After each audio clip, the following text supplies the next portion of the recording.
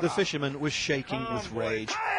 Security around Japan's secret slaughter of the dolphins had been breached, and our presence was met by threats and intimidation. What is the problem? Carving up the slaughtered dolphins behind the tarpaulins was a bloody task the fishermen had wanted to keep secret, and they reacted with fury at the sight of our camera. And this is what they don't want you to see. These pictures, taken by campaigners in previous seasons, show part of the largest annual slaughter of dolphins in the world. Most Japanese fishermen see nothing wrong in this and say dolphins should be treated like any other fish. Along the coast, the picture postcard fishing town of Taiji lies at the very heart of an industry that butchers 23,000 dolphins and porpoises every year. And here they are determined that their work is kept out of sight. The operation has now been moved to a hidden cove where the killing is carried out in secret. With the last remaining dolphins penned in, waiting to be driven toward the cove, it was the turn of a group of young surfers from the US and Australia to take to the water to do what they could to stop the fishermen and draw attention to the slaughter.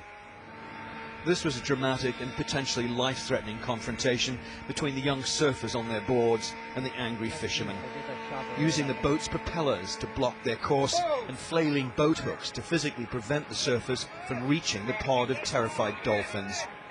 It could have only one outcome. The surfers from the Save the Dolphin campaign were eventually driven back, forced to return ashore. They managed to escape in their van before the police arrived.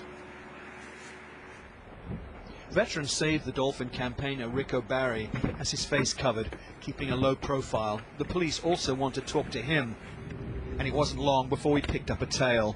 The police here are sympathetic to the fishermen whose livelihoods depend on the dolphin hunts.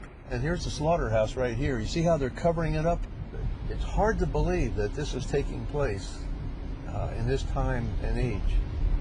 It is so brutal, so cruel. And you wonder why the world isn't doing something to stop this. Within minutes, our car was surrounded by national police. Sky News. Rick was off to the station for questioning. Peter Shaw from Sky News. Hi, Dave. We caught up with the surfers on the road to Osaka. How are you all feeling? Among them, Hayden Panettiere, star of the TV series Heroes. She and her friends devastated they couldn't have done more to save the dolphins. I wish I was under the water with a rebreather and a tank on, snipping all these nets, and you know what I mean? I mean, if you saw, there's one point where, I mean, they were literally spy hopping, which is when they jump out of the water, they stick their head up out of the water and they can look around and see around them, and this baby stuck its head out and kind of looked at us. And the thought that that baby's no longer with us is horrendous. These are the last surviving mammals of today's kill. But the Japanese fishermen will be back soon to complete the slaughter. Inside the killing cove, the sea ran red, with the blood of the 40 dolphins hacked and dispatched under the green tarpaulin. And for those who tried and failed to stop the killing, a quiet determination to return to these shores again and finally end this slaughter. Peter Sharp, Sky News at Taiji in Japan.